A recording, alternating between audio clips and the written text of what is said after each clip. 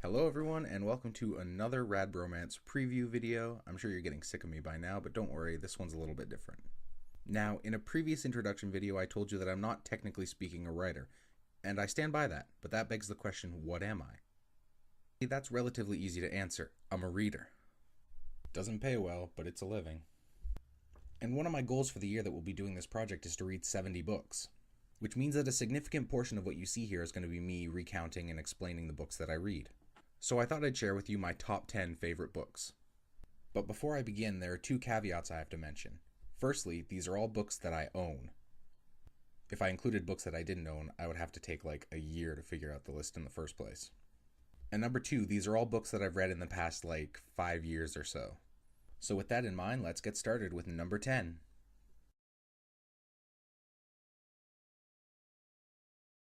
Coming in at number 10 is Looking for Alaska by John Green. A novel aimed at young adults that follows the adventures of Miles, nicknamed Pudge, as he transfers to a new school. It's at this school that he meets his new roommate, the Colonel, as well as friends like Takumi and the enigmatic Alaska Young, with whom he falls immediately and irrevocably in love. Through a series of adventures and particularly pranks on the group of students they call the Weekend Warriors, they grow together as a group. That is, until it happens. And at the end of the day, that's why this novel is on the list. It's structured into two parts, before and after. And it's the sense of foreboding as you're reading the before that makes you want to get to the after. As the number of pages up to that point dwindles, you definitely feel like something important is going to happen. And then once you hit that point, there's really no going back. You have to finish the book. At the end of the day, it's an enjoyable read. It's not extremely dense, but it's not so light that it's fluffy. If you haven't read for a while and you're just looking for something to pick up to get you back in the swing of things, this is definitely the kind of book that can do that.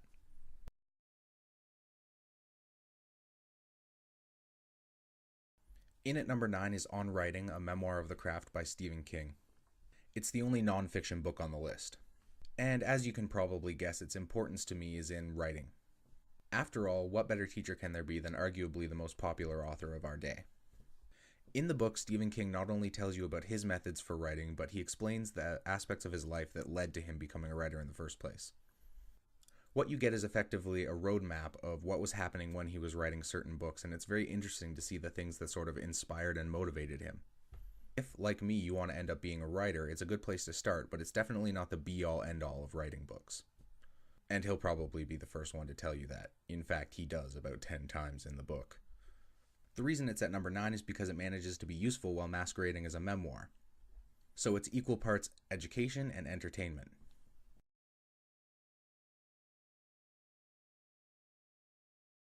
In at number 8 is Beatrice and Virgil by Yann Martel.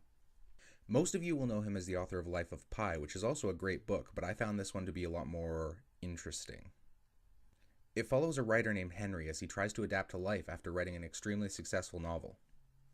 He receives a letter from a fan asking for help with a play that he's writing, and so out of curiosity, Henry goes to help this fan. But not everything about this mysterious fan is exactly what it seems. The reason that this book is on the list rather than Life of Pi is because it's one of the few books that I've read that's genuinely disturbed me. And the best part about it is that you don't actually see the disturbing thing coming. In fact, you're kind of responsible for it at the end of the day. It sort of presents itself as an easy read, but if you look into it, you'll find that it's actually a fairly dense book. In fact, I've seen a lot of very negative reviews from people who read almost entirely for pleasure. So it's definitely not a book for everyone. But if you're willing to invest in the experience, it's definitely worth a read.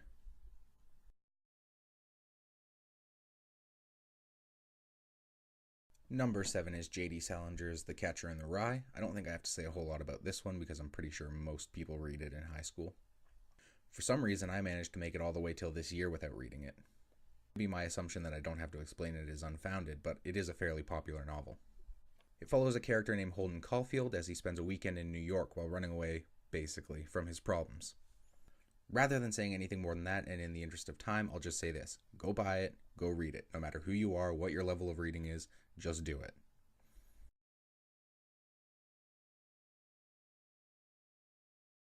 For number 6, I chose the only play on the list, Waiting for Godot by Samuel Beckett.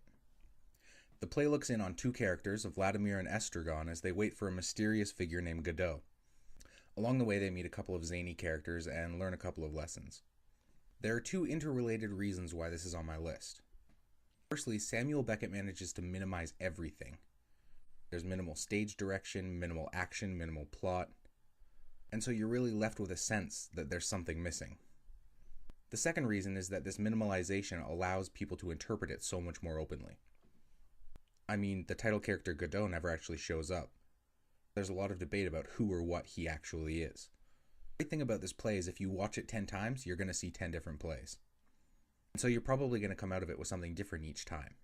Alright, I'm looking at the clock on the video and it looks like we're already at 5.5 minutes, so what I think I'm going to do is stop here and come back with another video tomorrow for my top 5. If you want to check out any of the books I mentioned today, I highly recommend joining Goodreads.com. My Goodreads profile is linked down below, and I guess I'll see you tomorrow with my top 5.